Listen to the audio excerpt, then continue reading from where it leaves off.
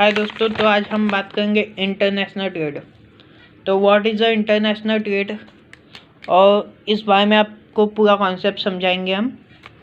तो Adam Smith जो कि पहले है इंटरनेशनल ट्रेड बीकॉम का जो आपका पूरा चैप्टर है, उसमें पहला है कंपैरेटिव कॉस्ट एडवांटेज CCA थेगी। तो व्हाट इज़ दैट? तो कंपैरेटिव कॉस्ट एडवांटेज तो सीधा सा कॉन्सेप्ट है कि इसमें कंपेयर करना है कि इसमें प्रोडक्शन कैपेसिटी किसकी ज़्यादा है।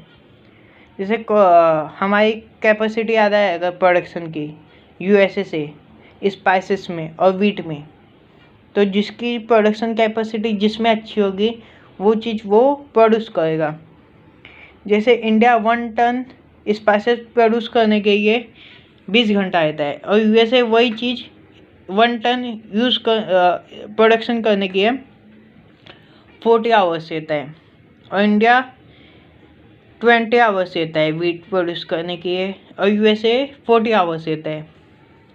तो जिसमें जो अच्छा होगा वो चीज़ वो प्रोड्यूस करेगा। तो ये comparative cost advantage.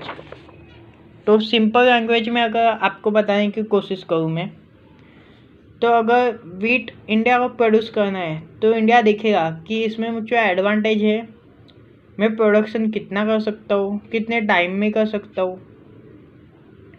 That is a concept.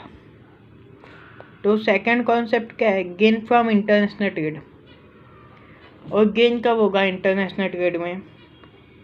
जब आपके पास प्रोडक्शन कैपेसिटी होगा, maximum optimum use of resources होगा, कॉस्ट एडवांटेज होगा। तो कॉस्ट एडवांटेज के लिए क्या चाहिए?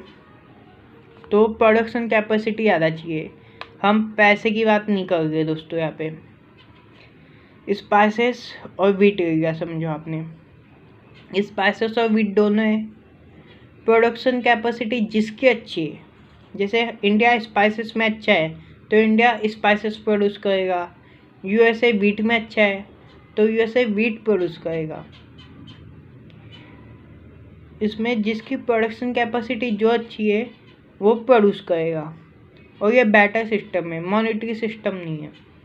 ये 1817 का सिस्टम है। अब रिचर्ड क्या बोलते हैं इस पर? Third concept Richard comparative cost advantage. Richard बोलते हैं ये सब तो ठीक है, कंपैरेटिव कॉस्ट एडवांटेज ठीक है, लेकिन इसमें बहुत सारे एजम्पशन है।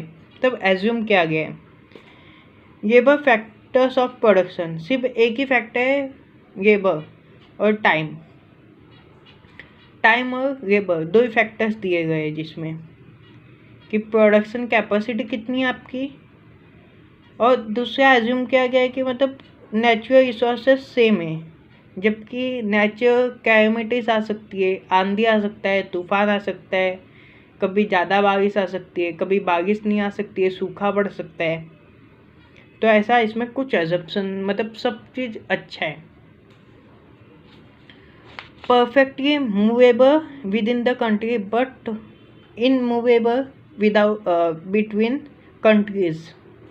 मतलब इंडिया में जितनी भी लेबर्स है वो इंडिया में मूवेबल है। यहाँ से मुंबई से कोलकाता जा सकती है, बेंगलोर जा सकती है, बंगाल जा सकती है, लेकिन आउटसाइड ऑफ इंडिया की जो लेबर है वो USA नहीं जा सकती है।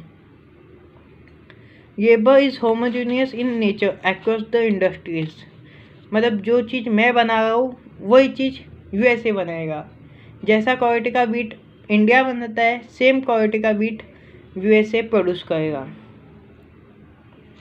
Perfect competition exist in communities and factors of market. Technology is constant. Technology जो है वो सेम है, टेक्नोलॉजी में बिल्कुल चेंजेस नहीं है। ट्रांसपोर्ट कॉस्ट अज्यूम इज नहीं, मतलब ट्रांसपोर्ट कॉस्ट जो है वो नहीं है।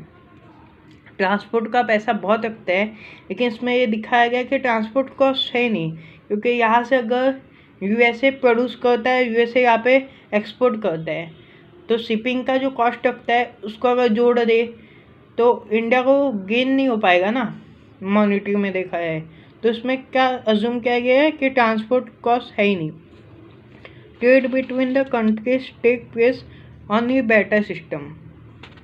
बैटर सिस्टम क्या होता है, पहले तो आप ये समझिए, जब मॉनेटरी पॉलिसी नहीं थी, जब डॉलर और रुपीज़ में ट्रेड नहीं हुआ करते थे, जब बहुत साल पहले की बात है, 100-200 हज़ार साल पहले की, तो इंडिया जो प्रोड्यूस करता था वो यूएसए को सप्लाई करता था, और यूएसए जो प्रोड्यूस करता था वो इंडिया को सप्लाई करता था। लेकिन तब मॉनेटरी नहीं था, तो कैसे करते थे कि आप मुझे गेहूँ दे दीजिए, मैं आपको चावल दे दूँगा, आप मुझको ये दे दीजिए, मैं आपको वो दे दूँगा। तो चीज़ों की जो मॉनेटरी थी, पैसे में वैल्यू काउंट नहीं की जाती थी, उसको बैटर सिस्टम बोलते हैं। Trade is free, government restriction, तो गवर्नमेंट का कोई सवाल ही नहीं था वहाँ पे, क्योंकि एक पॉलिसी तो थी नहीं तब राजशाही चलती थी, तो इसमें गवर्नमेंट का कोई रिस्ट्रिक्शन नहीं था। The theory of Expansion assume that trade take place only the between two countries and that is two communities, मतलब दो ही कम्युनिटीज़ और दो ही कंट्री के बारे में अज्यूम किया गया है, यूएसए और इंडिया के बारे में अज्यूम किया गया है। लेकिन तीन कंट्रीज़ को अज्यूम नहीं कर सकते, क्योंकि उसमें कॉस्ट एडवांटेज, लेबर एडवांटेज सब सेम होना, सब डेमोग्राफी की, जोग्राफी की वो सेम नहीं हो सकते ना, क्लाइमेट कंडीशन, नेचुरल रिसोर्सेज, वो सब सेम यहाँ पे अज्यूम किया गया है। लेकिन full employment exist in participate country, मतलब यहाँ पे एम्प्लॉयमेंट है वो फुल है, कोई भी अनएम्प्लॉयड नहीं है। There are two countries and two communities, मतलब यहाँ पे सिर्फ दो कंट्रीज़ है और दो कम्युनिटीज़ है। ऐसा क्यों कहा गया है कि सिर्फ दो पार्टिसिपेट कंट्री है और एम्प्लॉयमेंट फुल है? क्योंकि एम्प्लॉयमेंट फुल नहीं रहा तो प्रोडक्शन कैपेसिटी बढ़ सकती है, इसलिए यहाँ पे फुल एम्प्लॉयमेंट ये अज्यूम किया गया है। Thank you for watching my video. Thank you दोस्तों।